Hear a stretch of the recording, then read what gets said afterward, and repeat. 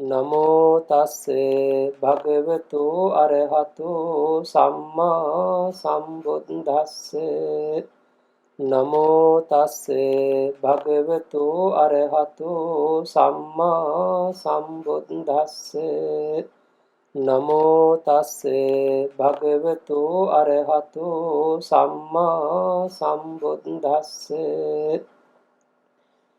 සේයථාපි භික්ඛවේ දක්ඛෝ බමකාරෝ වා බමකාරන්තේ වා සීවා දීඝං වා අංචන්තෝ දීඝං අංචාමිති පජානාති රස්සං වා අංචන්තෝ රස්සං අංචාමිති පජානාති ඒවමේව කෝ භික්ඛවේ භික්ඛු දීඝං වා අස්ස සන්තෝ දීඝං අස්ස සාමේති පජානාති දීඝං වා පස්ස සන්තෝ දීඝං පස්ස සාමේති පජානාති රස්සං වා අස්ස සන්තෝ රස්සං අස්ස සාමේති පජානාති රස්සං වා පස්ස සන්තෝ රස්සං පස්ස සාමේති පජානාති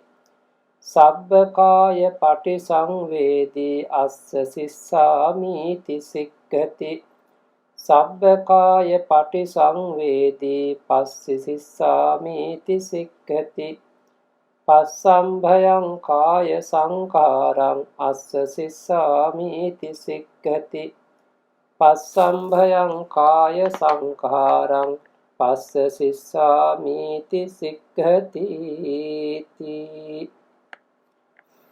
ශ්‍රද්ධාවන්ත වාසනාවන්ත පින්වතුනි තුන් ලෝකාග්‍ර වූ භාග්‍යවත් අරිහත් ශාන්තිනායක සම්මා සම්බුදුරජාණන් වහන්සේ විසින් මහා සතිපට්ඨාන සූත්‍ර දේශනාවේ ආනාපාන පබ්බය යටතෙහි දේශනා කොට වදාරන්ට යෙදුන උපමා හා උපමා සම්බන්ධය නැත සම්බන්ධ කොටගත් ඒ දේශනා මාතෘකාවටයි මේ ඔබ සැමදෙනා දැන් සාවධාන වූයේ. එහෙමනම් මේට පෙර අපි මේ ආනාපාන සති භාවනාව කෙසේනම් වැඩි යුතුද අනුපිළිවෙල කෙසේද කියන එක මම හිතන හැමෝටම තේරෙන හැටියට වැටහෙන හැටියට අප විසින් ප්‍රකාශ කරන්නට ඇති කියලා. කොහොම නමුත් නැවත නැවත ශ්‍රවණය කර ගැනීම තමන්ගේ මේ සුත ධනය තව තවත් ප්‍රභාස්වර කර ගැනීමට පිරිසුදු කර ගැනීමට උපකාරයක් වෙනවා.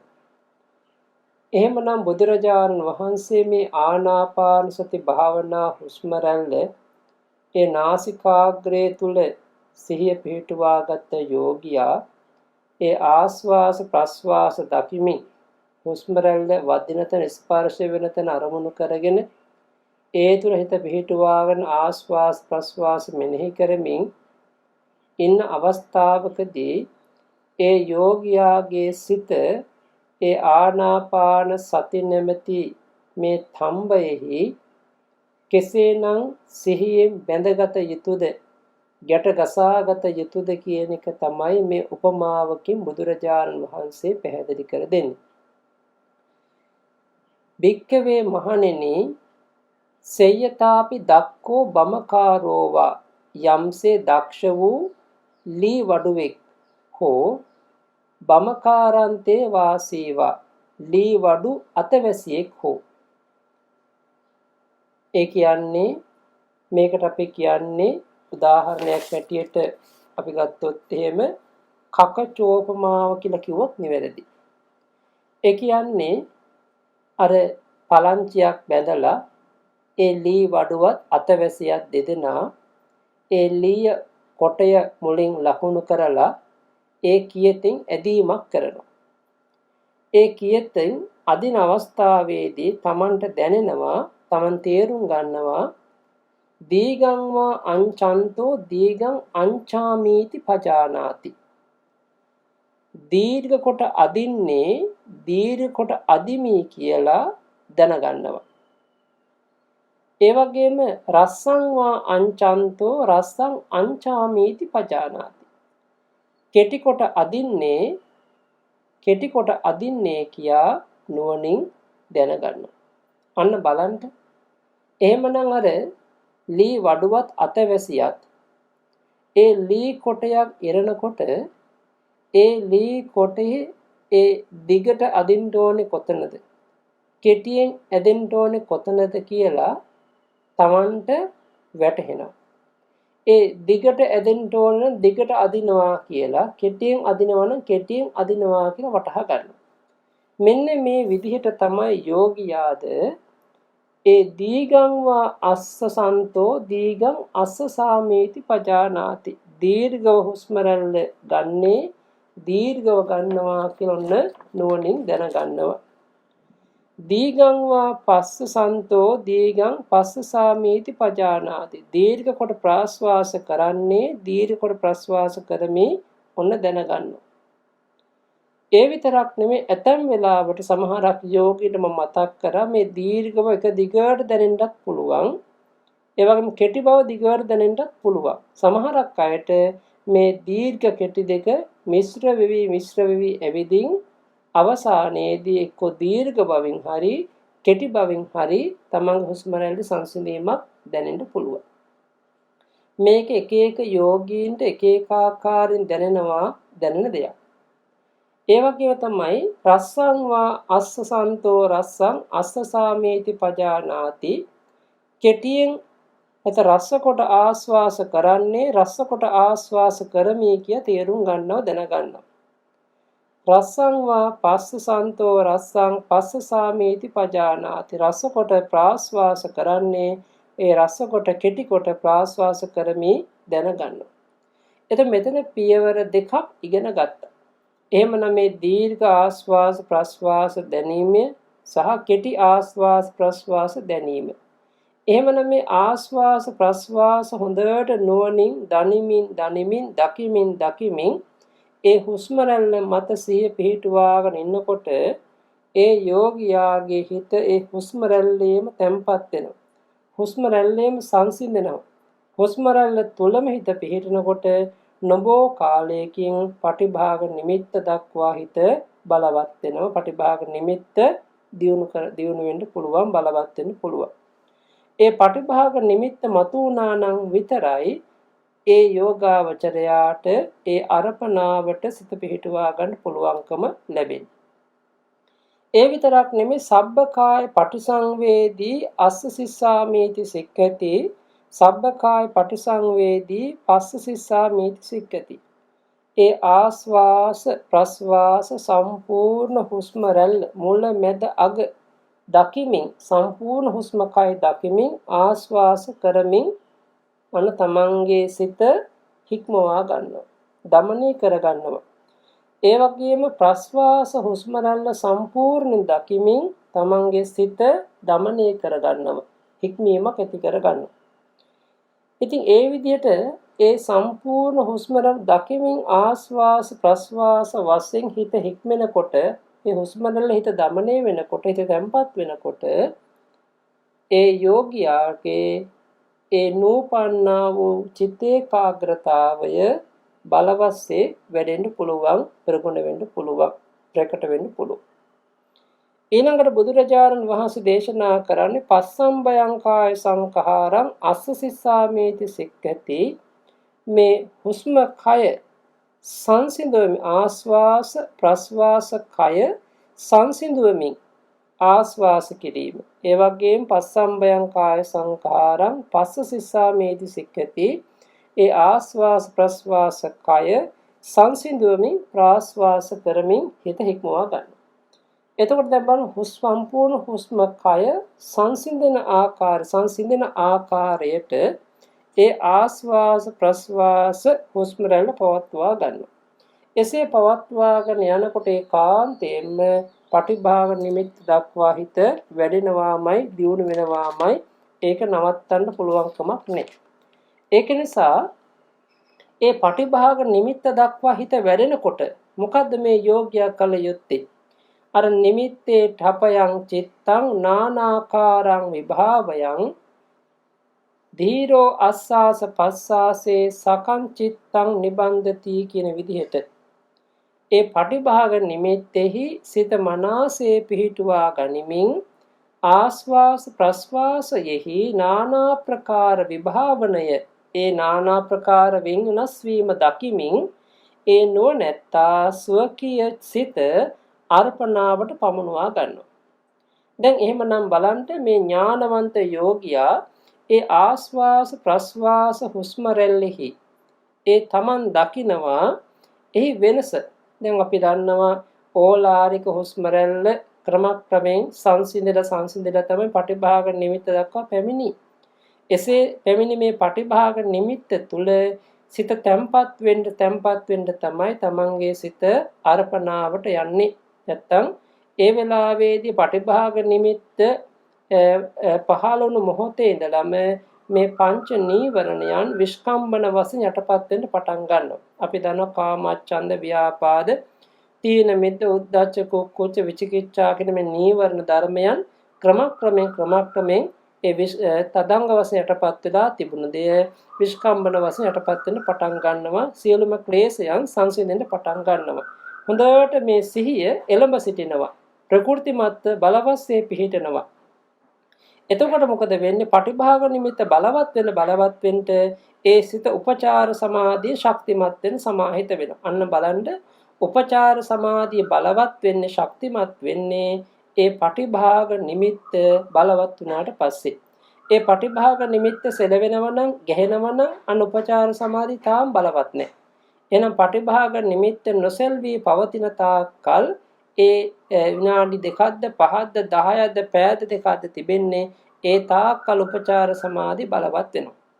එතකොට මේ උපචාර සමාධිය කියලා කියන්නේ කුමක්ද? මේ ප්‍රථම ධ්‍යාන උපචාරයයි. ඒ කියන්නේ ප්‍රථම ධ්‍යානයේ පාදක වෙච්ච උපචාර සමාධිය. එන්ස උපචාර සමාධිය කියලා කියන්නේ මනෝද්වාරික චිත්ත වීති අපි ගත්තොත් එහෙම ඒ මනෝද්වාරා වජ්ජණයෙන් පසු පහළවන්නේ සෝමනස සහගත ඥාන සංප්‍රයුක්ත අසංකාරික කියන මේ සෝමනස මහා කුසල් ජවන් තමයි අඛණ්ඩව පහළවන්නේ. ඒ අඛණ්ඩව කුසල් ජවන් පහළ වෙමින් තමයි මේ පටිභාග නිමිත්ත ශක්තිමත් වෙන බලවත් වෙන්නේ. ඉතින් ඔය විදිහට පටිභාග නිමිත්ත තුල හිත පවත්වාගෙන ඉන්නවා කියලා කියන්නේ ඒ වෙලාවේදී හොඳට නුවණින් වටහාගත දෙයක් තියෙනවා. මේ නිමිත්තේ වර්ණය මෙනෙහි කරන්න යන්න එපා. ඒ වගේ ලක්ෂණ ප්‍රතිවේක්ෂා කරන්න යන්න එපා. මොකද හේතුව ඒ වගේ දේවල් කරන්න ගියොත් Taman සමාධියෙන් වැටෙනවා. සමාධියෙන් පිරිහිලා යනවා. ඒක නිසා මොකද කරන්නේ?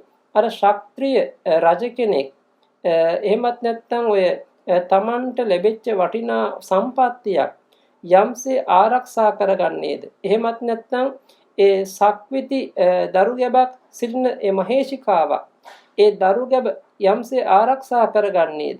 ඒ වගේම ගොවියෙක් විසින් දුකසේ වගා කරගත් ඒ හැල්වි හෝ යවහාල් හෝ ඒ සියල්ලක් තමන් කොහොමද ඒක ආරක්ෂා කරගන්නේ? යම්සේ ආරක්ෂා කරගන්නේද? මෙන්න මේවා ආරක්ෂා කරගන්නකොට ඒවාට අසප්පාය දේවල් තියෙනවා. දැන් නොගැලපෙන දේවල් තියෙනවා. ඒ අසප්පාය දේවල් සියල්ල පැත්තකට දාලා සප්පාය දේ විතරක් එකතු කරගනිමින් ඒ දුර්ලභ ගණීය සම්පත් රැක ගන්නා වගේ තමයි Tamanට ලැබිච්ච මේ පටිභාග නිමිත්ත දිවි හිමියෙන් රැක ගන්නට ඕනේ. නැවත නැවත මෙනෙහි කරමින් ඒ හොඳට ශක්තිමත් කරගන්නට ඕනේ. බලවත්සේ දියුණු කරගන්නට ඕනේ. ඉතින් මතක තියාගත යුතු දෙයක් තමයි Tamanට මේ වගේ සමාධියක් ලැබුණාම එක එකනාට කියන්න යන්න හොඳ නැහැ. ඒ කියන්න යන එක ඊතරම්ම ගැළපෙන දෙයක් නෙමෙයි. මොකද එහෙම දේවල් කියන්න ගත්තාම Taman සමාධියෙන් පිරිහෙනවා. ඉතින් ඒක නිසා අපි සමාධියෙන් පිරිහෙන්නේ නැති වෙන්න පුළුවන් තරම් අපි ඒ සමාධිය බලවත් කරගන්නට උත්සාහවත් වෙන්නටම ඕනේ. ඊළඟට පින්වතුනි මතක තියාගත යුතු දෙයක් තමයි ඒ භාවනා සමාධියක් බලවත් වෙනකොට අපි ඒ සප්පාය අසප්පාය සේනාසන ආහාර පාන ඒක තමන්ට ගැළපෙන පුද්ගලය නොගැලපෙන පුද්ගලය තමන්ට ගැළපෙන ඉරියව්ව නොගැලපෙන ඉරියව් මේ හැම දෙයක් ගැනම තමන් හොඳට සැලකිලිමත් විය යුතුයි. ඒ වගේම තමයි ඍතු විපර්යාසය, ඒ වගේම භෝජන විපර්යාසය මේ හැම දෙයක් ගැන සැලකිලිමත් වෙන්නට ඕනේ. ඉතින් ඒ සියල්ලක්ම සැලකිලිමත් වෙලා තමයි තමන් හැම වෙලාවකදීම උත්සාහවත් වෙන්නට ඕනේ මේ තමන්ට ලැබිච්ච සමාධිය තමන් කොහොමද රැකගන්නේ? තමන්ට මේ ලැබිච්ච සමාධිය කොහොමද බලවත් කරගන්නේ? තමන්ට මේ ලැබිච්ච සමාධිය කොහොමද ශක්තිමත් කරගෙන ඉදිරියට පවත්වාගෙන යන්නේ කියන මෙන්න මේ ගුණය හිත තුළ පිහිටුවා ගනිමින් තමයි මේ යෝගියා පියවරෙන් පියවරට බුදුරජාණන් වහන්සේ වදාළ ඒ ධ්‍යාන දක්වා හිත රැගෙන යන්නට ඕනේ. ඉතින් විශේෂයෙන්ම මේ ධ්‍යාන ගැන කතා කරද්දී පටිභාග නිමිත්ත ශක්තිමත් වුණා නම් ඒ පටිභාග නිමිත්ත ශක්තිමත් වීමෙන් පස්සේ ඒ පටිභාග නිමිත්ත තුල හොඳට හිත කිඳා බහිනවත් එක්කම ඒ හිත කිඳා බැසීමත් එක්කම මේ යෝගියාගේ සිත ඒ ප්‍රථම ධ්‍යානයේ දක්වා යන්න පුළුවන්. එතකොට මේ ප්‍රථම ධ්‍යානයේ දක්වා ගියා නම් ඒ සමාධියෙන් නැගිටලා තමන් හදවත දිහා බලාගෙන ඒ ධ්‍යානාංග ප්‍රතිවේක්ෂා කළ යුතුයි. මේ ධ්‍යානාංග ප්‍රතිවේක්ෂා කරනකොට අපි දන්න මේ ධ්‍යාන වඩන පුද්ගලයෝ දෙන්නෙක් ඉන්නවා ඒ තික්ක ප්‍රඥා සහ මන්ද ප්‍රඥා කියලා. ඒ තික්ක ප්‍රඥාගේ ස්වභාවය එයා බොහොම තීක්ෂණ බුද්ධියක් තීක්ෂණ ප්‍රඥාවක් සහ සසර භාවිත සිතක් ඇති කෙනෙක් නම් එයාට ඉක්මනින්ම මේ ධ්‍යාන සුවේ ලබන්නටත් පුළුවන්. ඒ ධ්‍යානෙන් ධ්‍යානෙට යනකොට ඒ චතුෂ්ක ණය ක්‍රමයෙන් උගන්වන ධ්‍යාන 4 දක්වා හිත දියුණු කරගන්න පුළුවන්. ඒ ප්‍රථම ද්විතීය තතිය චතුත්ථ කියන ධ්‍යාන දක්වා හිත දියුණු කරගන්න පුළුවන්. හැබැයි යම්කිසි යෝගියෙකුට මන්ද ප්‍රඥා භාවයක් තියෙනවා නම් ඒකේ මන්ද ප්‍රඥා කියලා කියන්නේ මේ ජීවිතේ වැඩි භාවනා කළ අත්දැකීමක් නැහැ සසර පුරුද්දක් නැහැ. හැබැයි දුකසේ තමයි මේ භාවනාවට පිවිසෙ. දුකසේ තමයි ඒ පටිභාග නිමිත දියුණු කරගත්තේ. එතකොට එවැනි අත්දැකීම් බහුල නැත්නම් අත්දැකීම් නැති යෝගියෙක් ඒ ධ්‍යාන වලට සමවැදිලා ඒ ධ්‍යානෙන් ධ්‍යානයට යන අවස්ථාවලදී ඒ යෝගියාට පංචක ණය ක්‍රමයෙන් තමයි මේ ධ්‍යාන ගුණ වැඩෙන්නේ. ඒතර ප්‍රථම ධ්‍යානෙ ඉඳලා පංචම ධ්‍යානෙ දක්වා වැඩෙනවා. එතකොට අපි අර ඒ මන්ද ප්‍රඥාත් ඒ ප්‍රථම ධ්‍යානාදී පිළිවෙලින් ධ්‍යාන පහම වඩලා ඒ කාලයක් වඩමින් හොර වෙනකොට ඒ ධ්‍යාන වසී කරගන්නකොට ඒ වසී භාවයත් එක්ක තමයි ඒ යෝගියාට අර්ථික ප්‍රඥාගේ ස්වභාව ලක්ෂණ අනුව ඒ චතුෂ්ක ණය ක්‍රමයේ ධ්‍යාන වැඩෙන්න පටන් ගන්න. ඒක අපි තේරුම් කරගත යුතුයි. සමහරක් යෝගීන්ට මුල් අවස්ථාවේදීම චතුෂ්ක ණය ක්‍රමයේ උගන්න ධ්‍යාන වැඩෙන්න පුළුවන් තමන්ගේ පාරමී ගුණයත් එක්ක. සමහරක් යෝගීන් මුල් අවස්ථාවේ ධ්‍යාන පංචකේ වැඩිලා ඒ තුල හිත කාලය පුරුදු කරාට පස්සේ දෙවනුව ඒ ධ්‍යාන චතුෂ්කය වැඩෙන්න පුළුවන් කියන එකත් අපි වටහා ගත යුතු කාරණාවක්. ඊළඟට විශේෂයෙන් මතක තියාගත යුතුයි මේ ධ්‍යාන භාවනාව අපි කරගෙන යනකොට අපි කෙසේද ධ්‍යාන පුරුදු කරන්නට ඕනේ කියලා. මොකද නිකන් දියුණු කරන්න බෑ. දැන් එහෙමනම් අපි දන්නවා පටිභාග නිමිත්ත කියලා කියන උපචාර සමාධියක්. ඒ උපචාර සමාධිය හොඳම අවස්ථාව. ඒ උපචාර සමාධිත් පින්වතුනි ධ්‍යානාංග අපට ප්‍රතිවේක්ෂා කරන්න පුළුවන් ධ්‍යානාංග අපට දැනෙනවා ධ්‍යානාංග ප්‍රකට වෙනවා. එතකොට මේ උපචාර සමාධිය අපි කාලයක් ඉන්නකොට ඒ උපචාර සමාධියේදී විතක්ක විචාර ප්‍රීති සුඛ ඒකාග්‍රතා කියන මේ ධ්‍යානාංග ප්‍රකට වුණාට අරමුණ කාමාවචරයි. අන්න ඒකයි වෙනස තියෙන්නේ. ඒතර අරමුණ කාමාවචර නිසා නීවරණයන් බොහෝම සමීපයි. ඉක්මනින්ම නීවරණයන් මතුවෙන්න පුළුවන්. තමන් එක මොහොතක් හරි සිහියෙන් එහෙට මෙහෙට වෙනකොට ඉක්මනින් හිත වැටෙන්න පුළුවන්. සමාධියෙන් වැටෙන්න පුළුවන්. පිරෙහෙන්න පුළුවන්. ඉක්මනින්ම බාහිර සද්දයක් ආව සමාධියෙන් වැටෙන්න පුළුවන්. ඒ වගේම නොයෙක් හේතු කාරණාවන් නිසා සමාධියෙන් පිරෙහෙන්න පුළුවන්. අන්න ඒ නිසා මේ යෝගියා හොඳට තේරුම් කරගත යුතුයි ඒ උපචාර සමාධිය සහ ඒ ප්‍රථම ධ්‍යානය අතර ලොකු වෙනසක් තියෙනවා. අන්න ඒ වෙනස බොහොම වැදගත් වෙනවා. ඒක නිසා අපි අර ඒ ප්‍රථම ධ්‍යානයට සමවැදිනකොට ඒ ප්‍රථම ධ්‍යානයට සමවැදීමේදී Tamanට දැනෙන ස්වභාවයක් තියෙනවා. අර තික්ක ප්‍රඥා සහ මන්ද ප්‍රඥා කියන වෙන් කර ගැනීමේදී ඒක තවදුරටත් ප්‍රකට වෙනවා. අපි දන්නා අතීත භවාංග නැත්නම් භවාංග චලන භවාංග උපච්ඡේද කියන මේ චිත්තක්ෂණ පහළ වෙලා මනෝද්වාරා වජ්ජන කියන මේ සිත පහළ වෙමින් පරිකර්ම චිත්තක්ෂණය, උපචාර චිත්තක්ෂණය, ඒ වගේම අනුලෝම චිත්තක්ෂණය, ගෝත්‍ර භූ චිත්තක්ෂණය සහ ඒ ප්‍රථම ධ්‍යාන චිත්තක්ෂණය කියලා නැවත සිත භවාංගගත වීම කියලා සාමාන්‍ය ධ්‍යාන චිත්ත වීතිය ප්‍රකට වෙනවා. එතකොට මේ ධ්‍යාන චිත්ත වීතිය ගොඩක් අයට තේරුම් ගන්නට අපහසු වෙන්න පුළුවන්. අන්න ඒ නිසා තමයි අපි ඔය ධ්‍යාන භාවනාවලදී දැන් අපි ධ්‍යානයේ නැගිටලා ප්‍රත්‍යවේක්ෂා කරන්න කියලා කියනවනේ මේ ධ්‍යානයේ තුල පිහිටි අංග මොනවද කියලා. ගොඩක් දෙනකොට වරදින තැනක් තියෙනවා. උපචාර සමාධියේ ඉඳලම උපචාර සමාධියේ තියෙන මේ ධ්‍යානාංගම් ප්‍රකට කරගෙන ඒ උපචාරයේ ධ්‍යානයක් කියලා රැවටිලා කාලය ගෙවන අය අපට හමු වෙලා තියෙනවා. ඉතින් ඒක නිසා අපි තේරුම් කරගන්නවා නම් සමාධි සහ සමාපatti කියලා අවස්ථා දෙකක් තියෙන මේ ධ්‍යානයක. දැන් ධ්‍යානයක සමාධියක් කියලා කියන්නේ ධ්‍යාන එක චිත්තක්ෂණයක් පහළ වුණා නම් ඒක ධ්‍යාන සමාධිය. දැන් මම මුලින් මතක් කරා වගේ අර මන්ද ප්‍රඥාට මනෝද්වාරා වජ්ජන චිත්තක්ෂණයෙන් පස්සේ පරිකාරම චිත්තක්ෂණ, උපචාර චිත්තක්ෂණ, අනුලෝම චිත්තක්ෂණ, ගෝත්‍ර භූ චිත්තක්ෂණ සහ ඒ ප්‍රථම ධ්‍යාන චිත්තක්ෂණේ පහළ වෙලා නැවත සිත භවාංගගත වෙනවා. මේකට අපි කියන්නේ ධ්‍යාන චිත්ත වීතිය කියලා. මෙන්න මේ වගේ ධ්‍යාන චිත්ත වීති සියවර දහස්වර දසදහස්වර 15 සමහරක් යෝගින්ද යන්න පුළුවන්. හැබැයි එහෙම යන අයට ඒ සමාධි නැගිටලා ඒ ධ්‍යානාංග ප්‍රතිවේක්ෂා කරනකොට අර ධ්‍යාන චිත්තක්ෂණේ ධ්‍යාන චිත්තක්ෂණේම ධ්‍යාන අංග මොන ගෙහෙන්නේ නැහැ. ධ්‍යානාංගයන් නිසියාකාරයෙන් පරීක්ෂා කරගන්න බෑ. මොකද හේතුව ඒ ධ්‍යාන චිත්තක්ෂණේ එක්වරක් විතරක් පහළ වූ නිසා. ඒ විතරක් නෙමෙයි තවදුරටත් දැන් ඔය මම කතා කරේ ධ්‍යාන චිත්ත වීතියනේ.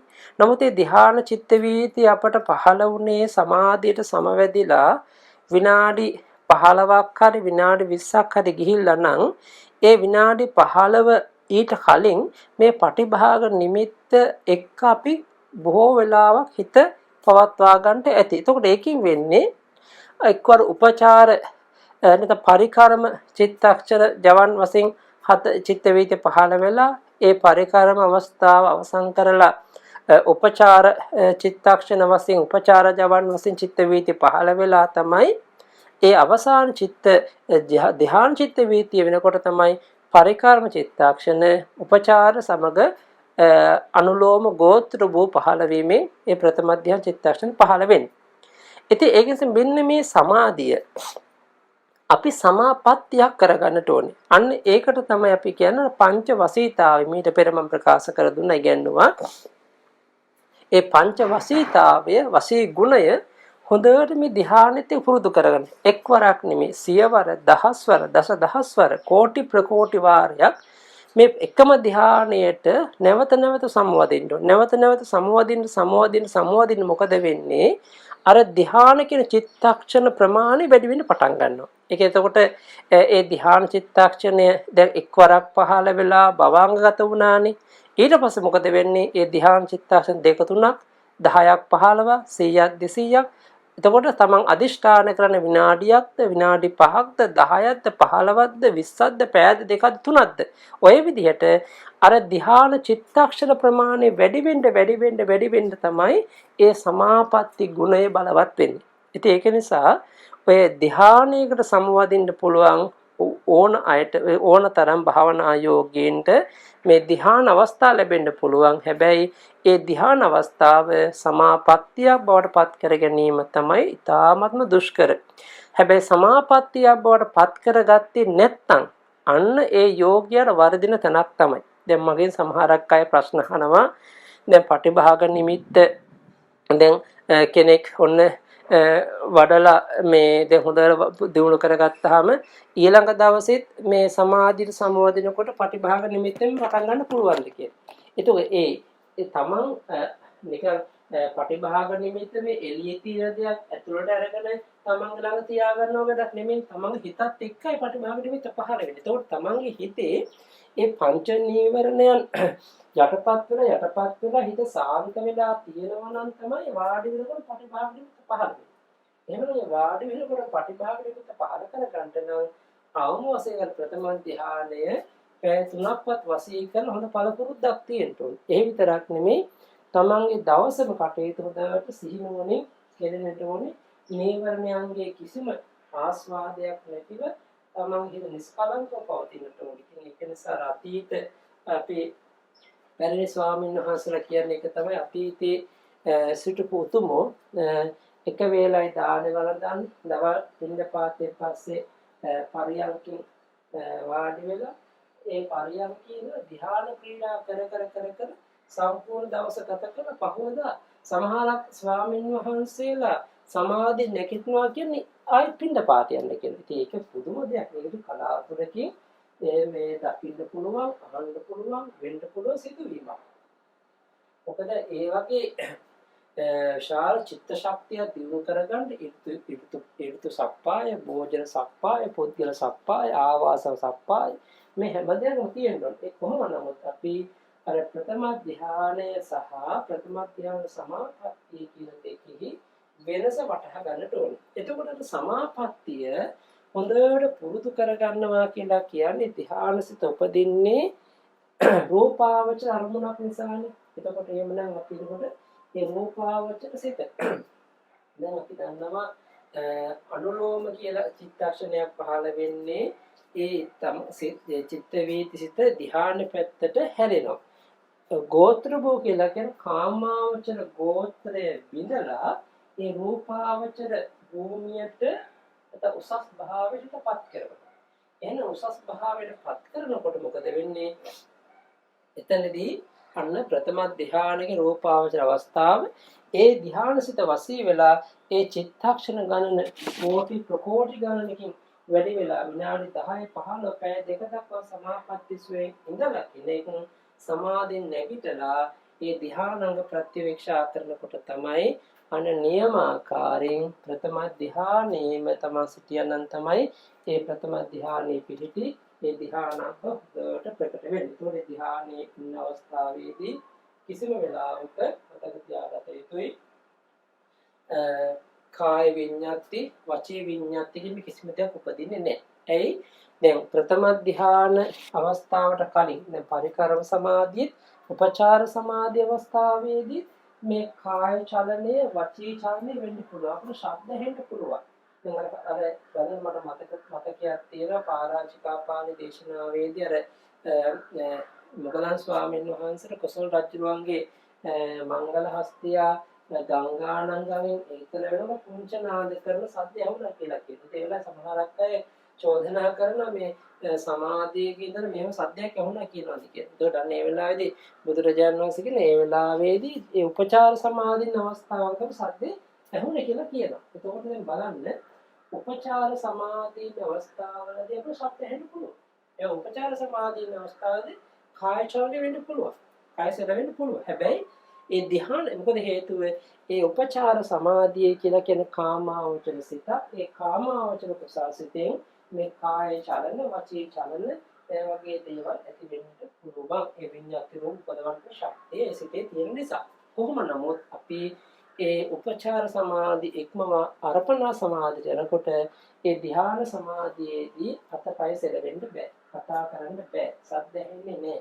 ඒක කිසිම හේතුවක් නිසා කිසිම දෙයක් ඇති වෙන්නේ නැහැ. එතකොට එවනම් මතක තියාගත යුතුයි අපි ඒ නියම ප්‍රථම ධ්‍යාන සමාධියට ගියාම නියම ප්‍රථම ධ්‍යාන සමාපත්තියට සමවැදුණා නම් ඒ යෝගාවචරයාට දැනෙන්නේ අර සියුම් හුස්ම රැල්ලත් එක්ක අතු වෙලා ආපු පටිභාග නිමිත්ත ඒ පටිභාග නිමිත්තත් හුස්ම රැල්ල දැනෙනවා. මෙතන සියුම් වශයෙන් තාම සියුම් වශයෙන් දැනෙනවා. හුස්ම රැල්ල නතර වෙලා නැහැ ප්‍රථම ධ්‍යානයේදී. ඒ හොඳට හුස්ම රැල්ල දැනෙනවා. ඒ සියුම් වශයෙන් ඒ දැනීමත් පටිභාග නිමිත්ත බලවත් වෙලා ඒ යෝග්‍ය ප්‍රථම ධ්‍යාන සමාධිය සමවැදිලා සමාපත්තිය බලවත් වෙනකොට සමාපත්තිය වසී වෙනකොට මේ කාය කර්ම වචී කර්ම තියා සත්‍යයක්වත් ඇහෙන්නේ නැහැ. ඉතින් ওই විදිහට ප්‍රථම ධානයේ කාලයක් පුරුදු කරනකොට මේ පංච නීවරණ තව තව යටපත් වෙනවා. ප්‍රථම ධානයේ ගුණය තමයි බුදුරජාණන් වහන්සේ දේශනා කරන්නේ විවිච්ඡේව කාමේහි විවිච්ඡ කුසලේ ධම්මේහි සවිතක්කං සවිචාර විවේකච ප්‍රීති සුඛං පඨමඥාන උපසම්පජ්ජ විහෙරති. එතකොට එහෙමනම් මේ ප්‍රථම ධානයට කෙනෙක්පත් වෙනකොට විවිච්ඡේව කාමේහි ඒ කාම රාගයෙන් වස්තු කාම ක්ලේශ කාමයෙන් වෙන් වෙලා විවිච්ඡ අකුසලේ ධම්මේ සියලු අකුසලයන්ගෙන් වෙන් වෙලා තමන්ගේ තමන් විවේකයට ගිය අවස්ථාවේ තමයි දැන් ඒ කාය විවේකයත් එක්ක චිත්ත විවේකයත් එක්ක තමයි ඒ විතරක සහිත විචාර සහිත ප්‍රීති සුඛ ඒකාග්‍රතා සහිත ඒ ප්‍රථම ධ්‍යාන සමාධියට සම්වැදුණා කියලා ඒ ගුණය තමන් දකින්න. එතකොට මේ ප්‍රථම ධ්‍යාන හොඳට වශී කරගත්තට පස්සේ මේ යෝගියා කාලයක් යනකොට හිතනවා දැන් මේ ප්‍රථම ධ්‍යානෙ ඉන්නකොට ප්‍රථම ධ්‍යානෙ ආදීනෝ සිහි වෙනවා. ප්‍රථම ධ්‍යානෙ කියලා කියන්නේ පංච නීවරණ බොහෝම සමීපයි. ඒ විතක් විචාර තියෙනවා.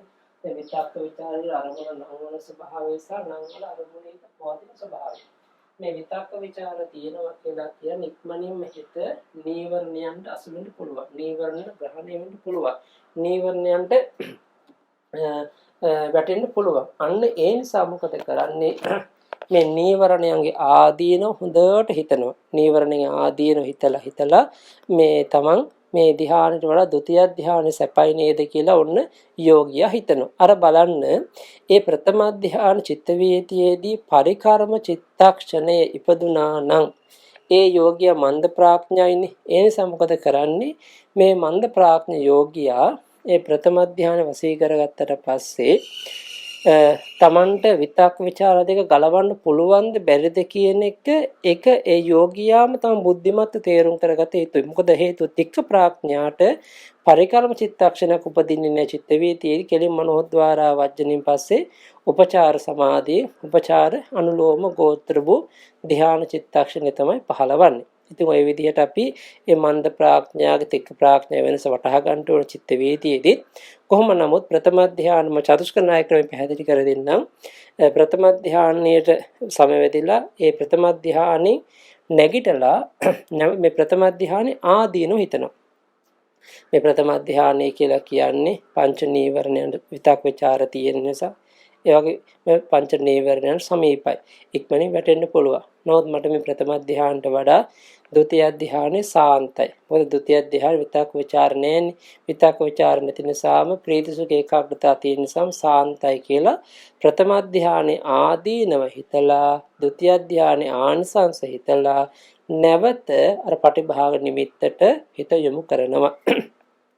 ඉතින් මේ ආදීනව මෙනෙහි කරන්න ආනිසංස මෙනෙහි කරන මහ වැඩි වෙලාවක් ගන්න එක ක්ෂණ දෙක තුනෙන් තමන් ඒක අදිෂ්ඨාන කරන්න ඕනේ. මොකද ඒක තමයි තමන් ප්‍රායෝගිකව පුහුණු වෙනවා කියලා කියන්නේ. සමහරක් වෙලාවට මුල් පාර වරදින්න පුළුවන්, දෙවෙනි පාර වරදින්න පුළුවන්, 10 පාරක් වරදින්න පුළුවන්, 20 පාරක් වරදින්න පුළුවන්, 100 පාරක් වරදින්න පුළුවන්. එසේ වැරදුනත් තමන්ගේ පටිභාග නිමිත්ත ප්‍රථම ධ්‍යාන හොඳට වශී වෙලා ශක්තිමත් වෙලා තිබුණා නම් අන්න තමන්න කොහොම හරි මේ ප්‍රථම ධ්‍යානෙ ආදීනව දැකලා ဒုတိ ය ධ්‍යානෙ ආනිසංස දකිමින් නැවත හිත පටිභාග නිමිත්ත තියෙන. ඒ පටිභාග නිමිත්තේ නැවත හිත තැම්පත් කර ගන්නකොට ඒ පටිභාග නිමිත්ත ඇවිදින් එතකොට ဒုတိ ය ධ්‍යාන උපචාර සමාධිය. අන්න ඒක මතක තියාගන්න. මොකද අපි ප්‍රථම ධ්‍යානෙ නැගිටලානේ ගියේ. ඒක ප්‍රථම ධ්‍යානෙ නැගිටලා ගියාට පස්සේ ඒ අපි අදිෂ්ඨානක ဒုတိ ය ධ්‍යානයේ අදිෂ්ඨාන කරගෙන නැවත පටිභාග නිමිත්ත හිත තියෙනකොට ඒ පටිභාග නිමිත්ත වෙදී ဒုတိ ය ධ්‍යාන උපචාර සමාධිය ဒုတိ ය ධ්‍යාන උපචාර අවස්ථාව. එතකොට එහෙමනම් ඔන්න මේ ဒုတိ ය ධ්‍යානට දාලව පරිකාරම උපචාරික චිත්ත වීති පටන් ගන්නවා. හොඳට යෝග්‍ය හිත වඩාගෙන ඒ පටිභාග නිමිත්තේ පැයක් හෝ දෙකක් හෝ තුනක් හෝ Tamanට පුළුවන් තාක් කාලයක් හිත හොඳට පවත්වාගෙන නැවත සමාධිය නැගිටලා ඒ ධානාංග මෙනෙහි කරනකොට මෙනෙහි කරන ප්‍රීති සුඛ ඒකාග්‍රතාව කියලා. එහෙම තමයි බලන්න ඕන විතක්ක ਵਿਚාර ගැන හිතනකොට විතක්ක ਵਿਚාරර කලින් තම ප්‍රථම ධානයේදී Tamanට දැනුණ විතක්ක ਵਿਚාර ස්වභාවය ဒုတိ ය ධානයේදී නැති බව Tamanට වැටහෙන්න ඕනේ. වැටහිලා අන්න ඒ විතක්ක ਵਿਚාර ටික සම්පූර්ණ සංසිඳිලා ප්‍රීති සුඛ ඒකාග්‍රතාව කියන මේ ධානාංග තුනේ බලවත් වෙච්ච සමාධිය තමන්ට ඇති වෙලා තියෙන ආකාරය තේරුම් කර ගන්නට ඕන. අන්න බලන්න ඒ නිසා බුදුරජාන් වහන්සේම අපට දේශනා කරානේ විතක්ක ਵਿਚාරාණං වූපසමා අජ්ජත්තං සම්පසාදනං චේතසෝ ඒකෝදි භාවං අවිතක්කං අවිචාරං සමාධිජං ප්‍රීති සුඛං ဒုတိ ය ධ්‍යාන උපසම්පජ්ජ විහෙරති. එතකොට එහෙනම් බලන්න ඒ ဒုတိ ය ධ්‍යාන සමාධියට අපි කෙනෙක්පත් වෙනකොට කොහොමද වෙන්නේ? විශේෂයෙන්ම ඒ යෝගියාට පීතිය විතක්ක ਵਿਚාරණ වූපසමාන විතර්ක ਵਿਚාරයන්ගේ සංසිඳීමෙන් තමයි ඒ යෝගියාට ဒုတိ ය ධ්‍යානෙ ලැබෙන්නේ. එතකොට විතක්ක ਵਿਚාරණ උපසම අජ්ජත්තං සම්පසාදන. ඒ කියන්නේ ආධ්‍යාත්මික වශයෙන් අන්න තමන්ට ඇති වුණ සම්ප්‍රසාදන කියන්නේ ශ්‍රද්ධා ගුණය සම්පසාදන චේතස ඒකෝදි බව අන්න සිතේ බලවත් සමාධිය. ඒ විතරක් නෙමේ අවිතක්කං අවිචාර සමාධිජන විතරක නැතිව විචාර නැතිව සමාධිය උපකාරක ප්‍රථම ධ්‍යාන සමාධියෙන් උගලවාගත් සමාධිය උපකාර කරගෙන උපකාර වෙමින් අන්න ප්‍රීති සුඛ ඒකාග්‍රතාවසයි ဒုတိ ය ධ්‍යාන සමාධියට සමවදිනවා කියන එක ඔන්න ඒ යෝගියාට දැනෙන්න පටන් ගන්නවා ප්‍රකට වෙන්න පටන් ගන්නවා.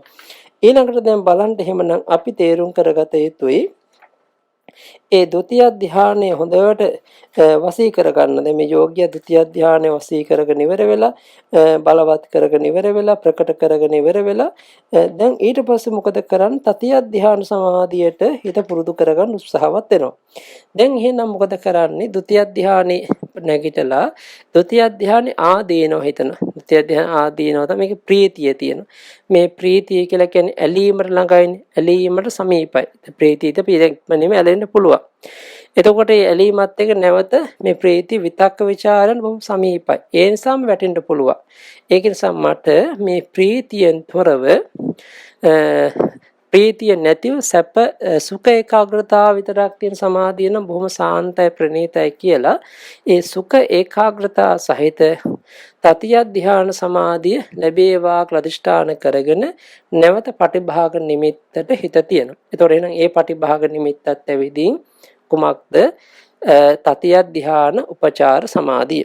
එතකොට මේ තතිය ධ්‍යාන උපචාර සමාධියට තමයි එතන වැඩෙන්නේ. ඒ පටිභාග නිමිත්ත තුළ පැයක් දෙකක් තුනක් දක්වා හිත වසී කරගන්නකොට එතන සමාධියෙන් නැගිටලා ඒ ධ්‍යානාංග ප්‍රතිවේක්ෂා කරද්දී අන්න තමන්ට වැටහෙනවා දැන් මම තුල තමන් තුල ඒ සුඛ ඒකාග්‍රතාවල මෙනෙහි කරද්දී සුඛ ඒකාග්‍රතාව දැනෙනවා. ඒ සුඛ ඒකාග්‍රතාව කලින් ප්‍රීතිය කියලා හිතන ප්‍රීතිය කියන එක සංසිඳිලා තියෙන ආකාරය තමන් තේරුම් ගන්නට ඕන. දැන් ඒකට එහෙමනම් ඔන්න ඒ තතිය ධ්‍යානට අපි හිතපත් වෙනකොට විතරකේ සංසිඳුණා, ਵਿਚාරේ සංසිඳුණා, වගේම ප්‍රීතියක් දැන් ඔන්න සංසිඳිලා ගියා. දැන් සුඛ ඒකාග්‍රතාවයෙන් යුක්තව පවතින්නේ. ඒතකොට ඒ නිසා තමයි පීතියාච විරාගා උපේක්ඛකෝච විහෙරති සතෝච සම්පජානෝ යන්තං අරියා ආචික්කන්ති උපේක්ඛකෝ සතිමා සුඛ විහාරේති තතිය ධ්‍යාන උපසම්පජ්ජ විහෙරති කියලා දේශනාවෙත් හඳුන්වන්නේ. එතකොට මෙතනදී මේ යෝගියාට විශේෂ බලයක් විශේෂ ශක්තියක් තියෙන පින්වතුනි මේ තුන්වන ධ්‍යානයේදී මොකද වෙන්නේ? තුන්වෙනි ධ්‍යානයකට පීතියාච විරාගා ප්‍රීතියෙන් බැහැරව ඒ උපේක්ඛකෝච විහෙරති හිත උපේක්ෂා සහගත. මෙතන උපේක්ෂා කියලා කියන්නේ මොකක්ද කියනවා නම් චතුත්ථ ධ්‍යාන උපේක්ෂාව නෙමෙයි. මෙතන තියෙන පින්වතුනි తත්‍ර මජ්ජත්තතා චෛතසිකයෙන් ඒ උපදවාගත් තුන්වන සමාධිය මධ්‍යස්ත කර ගැනීම. එහෙමත් නැත්නම් ඒ සමව පවත්වා ගැනීම. සමව පවත්වා ගැනීම තමයි එතන කියන්නේ. එතකොට එහෙමනම් අපි දන්නවා අර දසවිධ උපේක්ෂාවන්ගෙන් තියෙනවා මේ ධ්‍යාන උපේක්ෂා කියලා කන්නේ. ඒ ධ්‍යාන උපේක්ෂාව කියලා කියන්නේ එතකොට මෙන්න මේ 9 වෙනි ධ්‍යාන උපේක්ෂාව කියලා කියන්නේ මේ තතිය ධ්‍යානය කියන එකත් අපිට තේරුම් කරගන්න පුළුවන්. එතකොට පාරිශුද්ධ උපේක්ෂාව කියලා කියන්නේ චතුත්ථ ධ්‍යාන උපේක්ෂාවට. කොහොම නමුත් අපි තතිය ධ්‍යාන සුවේ විඳනවා ඒ සුඛ ඒකාග්‍රතාව සහිතව ඒ සිහි නුවණින් ඒ තතිය ධ්‍යාන සුවේ විඳිමින් මේ යෝග්‍යයේ සමාධියත් බලවත් කරගෙන වසී කරගෙන කාලයක් ගියාට පස්සේ හිතනවා මේ තතිය ධ්‍යානට වඩා චතුත්ථ ධ්‍යානය බොහොම හොඳයි. මොකද චතුත්ථ ධ්‍යානය තුතිය ධානයේ සැපේ තියෙනවනේ. මේ සැපේ ප්‍රීතියට සමාන සමීපයි. ඒ නිසා හිත වැටෙන්න පුළුවන්. එහෙම නමුත් මට මේ සතියට ප්‍රීතියට වඩා උපේක්ෂාවයි බලවත් වෙන උපේක්ෂාවයි යහපත් වෙන්නේ කියලා උපේක්ෂා ඒකාග්‍රතාවයෙන් යුක්තව චතුත්ථ ධානය සමාධිය ලැබේවා වැඩේවා කියලා ඔන්න අදිෂ්ඨාන කරගෙන නැවත ඒ උපචාර සම්මත පටිභාග නිමිත්තට හිත තියෙනවා.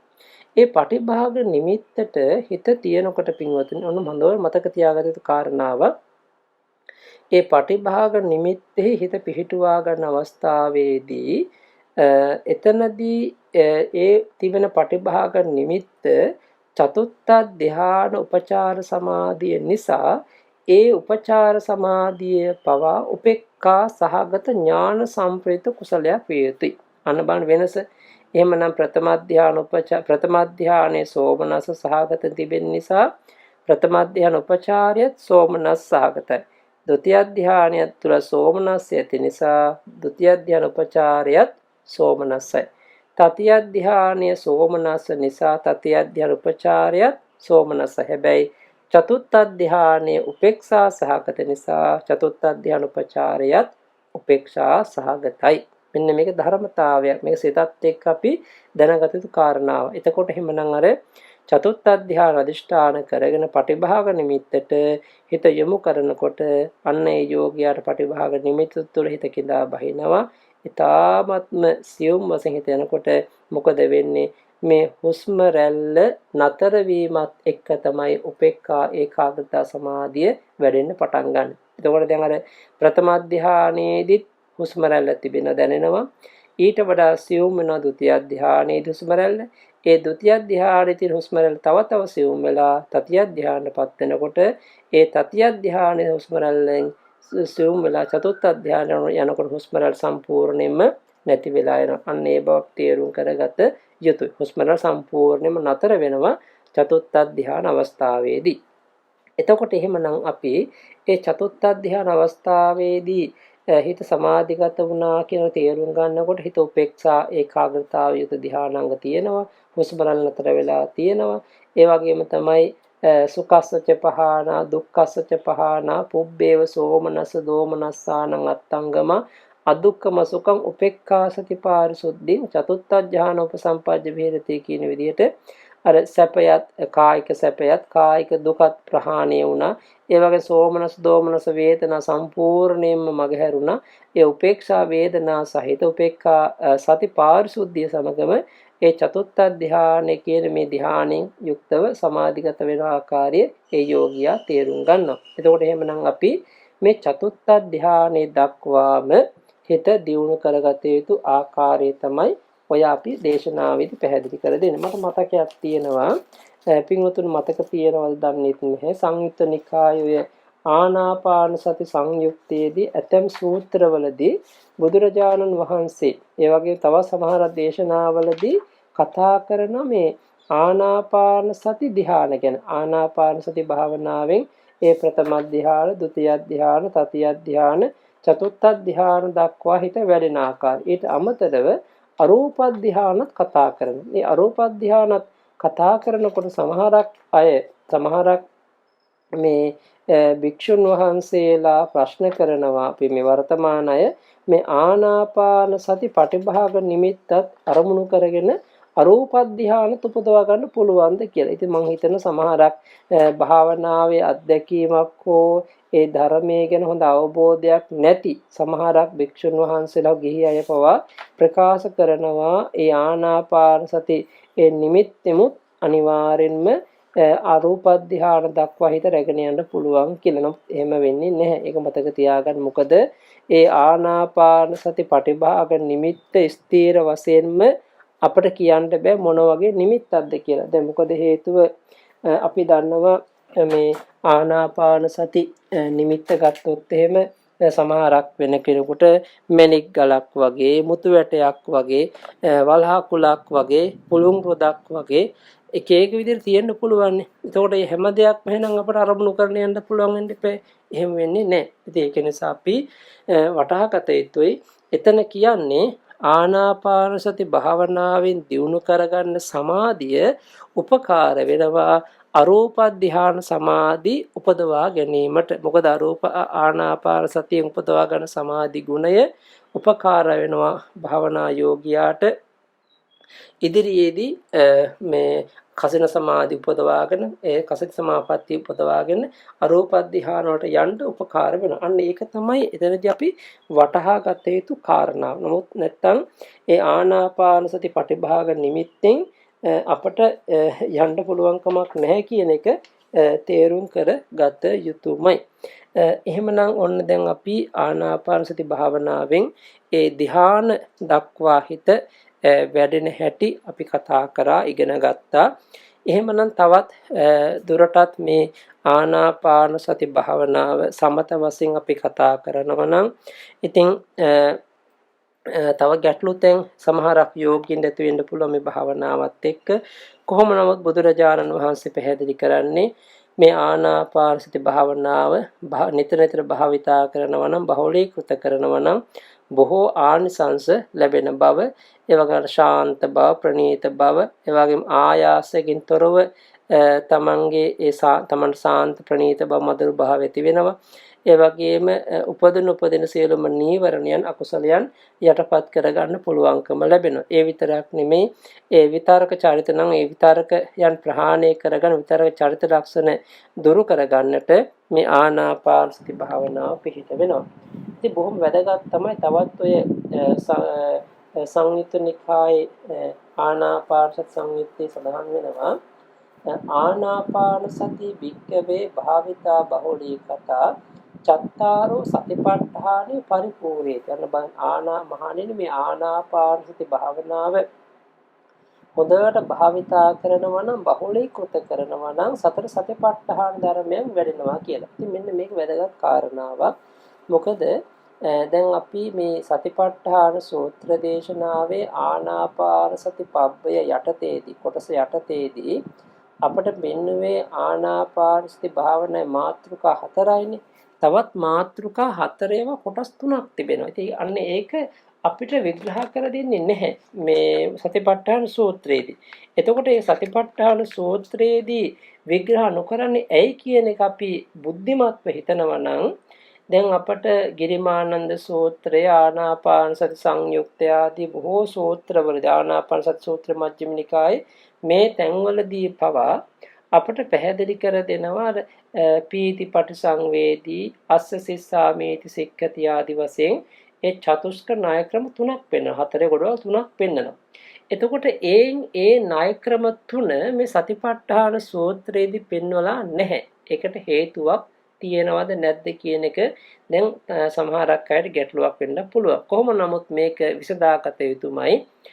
මොකද ඒ පීති පටිසංවේදී අස්ස සිස්සාමේති සික්ඛති කියන මාතෘකා 4ෙන් උගන්වන්නේ පින්වතුනි වේදනානුපස්සනාව. ඒ වගේම තමයි චිත්ත පටිසංවේදී අස්ස සිස්සාමේති සික්ඛති පස්ස සිස්සාමේති සික්ඛති කියන මාතෘකා 4ෙන් උගන්වන්නේ චිත්තානුපස්සනාව. අනිච්චානුපස්සී අස්ස සිස්සාමේති සික්ඛති අනිච්චානුපස්සී පස්ස සිස්සාමේති සික්ඛති කියන මාතෘකා පද 4 උගන්වන්නේ ධම්මානුපස්සනාව. ඔන්න එක විසඳුමක් තියෙනවා. එහෙමනම් අපට වේදනානුපස්සනාව, චිත්තානුපස්සනාව, ධම්මානුපස්සනාවන්හි මේ ආනාපාන සති භාවනාව උගන්වන ඉතිරි ණය ක්‍රම 3 චතුස්ක ණය ක්‍රම 3 භාවනා වශයෙන් යෝගියාට පුහුණු වෙන්න පුළුවන් කමක් තියෙන නිසා තමයි මේ සතිපට්ඨාන සූත්‍රයේදී ආනාපාන සති භාවනා කර්මස්ථාන යටතේ විග්‍රහ කරන්නේ නැත්තේ. ඒක එක කාරණාවක්. අනිත් එක තමයි මේ අපි දැන් ඉගෙන ගත්ත මේ මාතෘකා පද 4 උගන්වනවා සමත භාවනාව. විශේෂයෙන් සමත භාවනාව උගන්වන සමත පැත්ත තමයි. එතකොට එතරින් එහාට ඉතිරි චතුස්ක 3 උගන්වන්නේ විදර්ශනාව. එහෙමනම් බලන්න මේ ආනාපාන සති භාවනාව අපි සමත වශයෙන් යෝගියා පුරුදු වෙනවා, විදර්ශනා වශයෙන් පුරුදු වෙනවා. එන සමත වශයෙන් අනිවාර්යෙන් පුහුණු යුත්තේම මේ දීඝ සහ කෙටි කියන හුස්ම රැල්ල දැකීමත්, ඒ සම්පූර්ණ හුස්ම රැල්ල දැකීමත් සහ හුස්ම රැල්ල සංසිඳන ආකාරය දැකීමත්. මේ කියන පළවෙනි චතුස්කයෙන් උගන්වන්නේ සමත භාවනාවමයි සමත සමාධියමයි. එතනින් එහාට උගන්වන්නේ විදර්ශනා සමාධිය. ඉතින් ඒක නිසා අපි මේ ආනාපාන සති භාවනාව සමත වශයෙන් පුරුදු විය යුතු කමඨහනක් හැටියට තමයි මේ සතිපට්ඨාන සූත්‍රයේ මුලින්ම මාතෘකාවෙන් අපට පැහැදිලි කර දීලා තියෙන්නේ. කොහොම නමුත් මේ ආනාපාන සති භාවනාව නැවත නැවත වඩනකොට සතර සතිපට්ඨාන වැඩෙනවා කියලා කියන්නේ ඒ ආනාපාන සති භාවනාවේ මුල් චතුස්කයෙන් කායානුපස්සනාව, දෙවන චතුස්කයෙන් වේදනානුපස්සනාව, තුන්වන චතුස්කයෙන් චිත්තානුපස්සනාව, හතරවන චතුස්කයෙන් ධම්මානුපස්සනාව කියන සතර සතිපට්ඨාන වැඩෙනවා. ඒ වගේම චත්තාරෝ සතිපට්ඨානා භාවිතා බහුලී කතා සත්‍ය බොජ්ජංගේ පරිපූර්ණති. අන්න සතර සතිපට්ඨානයන් නැවත නැවත භාවිතා කරද්දී බහුලීකృత කරද්දී ඒ ලෝකෝත්තර බොජ්ජංග ධර්මයන් අපේ හිතේ වැඩෙනවා. යන ලෝකෝත්තර බොජ්ජංගය වැඩෙනවා කියලා කියන්නේ සත්‍ය බොජ්ජංගා භාවිතා බහුලී කතා විච්ඡා විමුක්ති පරිපූර්ණති. අන්න සත්‍ය බොජ්ජංග වැඩෙන්න අපට ඉතින් හරි විඥා විමුක්තිය කියලා කියන මාර්ගඵල නිවන අවබෝධ කරගන්න පුළුවන්කම ලැබෙනවා. ඒ විතරක් නෙමෙයි ඔය මජ්ක්‍ධිම නිකායේ මූල මම හිතන්නේ මජ්ක්‍ධිම පඤ්ඤාසකයේදී බුදුරජාණන් වහන්සේ මේ ආස්වාස ප්‍රස්වාස කියන මේ රාහුල ස්වාමින් වහන්සේට දේශනා කරපු අවස්ථාවක් තියෙනවානේ. රාහුලෝවත් සූත්‍රය වගේ තැන්වලදී දේශනා කරා.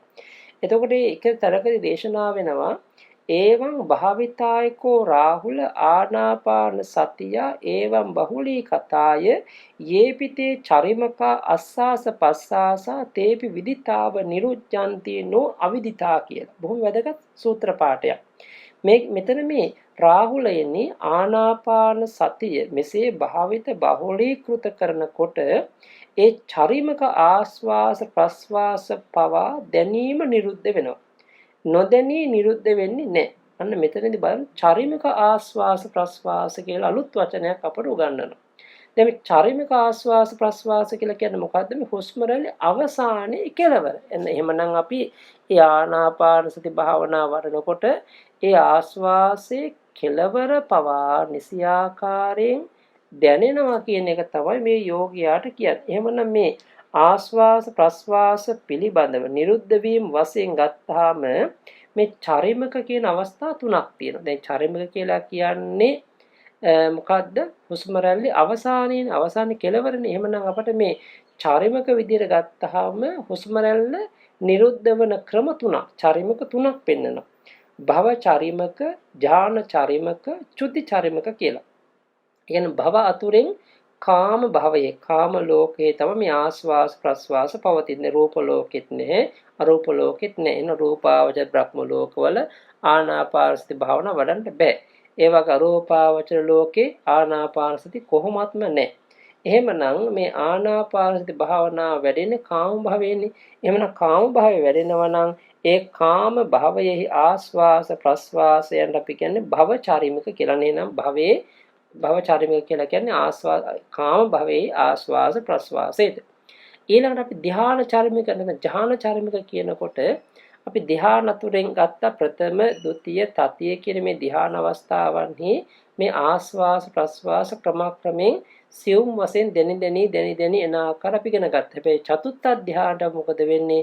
මේ ආස්වාස ප්‍රස්වාසයේ නතර වෙන හුස්ම රැල්ල නතර වෙනවා. එහෙමනම් අන්න ප්‍රථම, ဒုတိ ය, තතිය කියන මේ ධ්‍යානත්‍රයේදී ආස්වාස ප්‍රස්වාස ධ්‍යාන චරිමික බවට පත් වෙනවා. අවසන් වෙලා යනවා. එහෙනම් උන් චතුත්ථ ධ්‍යානෙදී අවස්ථාවක් නැහැ. ඊළඟට පින්වතුනි චුති චරිමික කියලා කියන්නේ අපි දන්නවා ඕනෑම කෙනෙක් චුත වෙනවනේ. ඒ චුති සිතට පෙර චිත්තක්ෂණ 16කට පෙර තමයි දැන් සිත හඳුනාගන්නේ, සිත දැනගන්නේ. දැන් ඔන්න මේ තව චිත්තක්ෂණ 16කින් පස්සේ චුතිසිත උපදිනවා කියලා. එහෙමනම් මොකද වෙන්නේ? ඒ චිත්තක්ෂණ 16කින් එහා පැත්තේ චුතිසිත නිරුද්ධ වෙනවත් එක්කම ආස්වාස ප්‍රස්වාස නිරුද්ධ වීමක් සිද්ධ වෙනවා.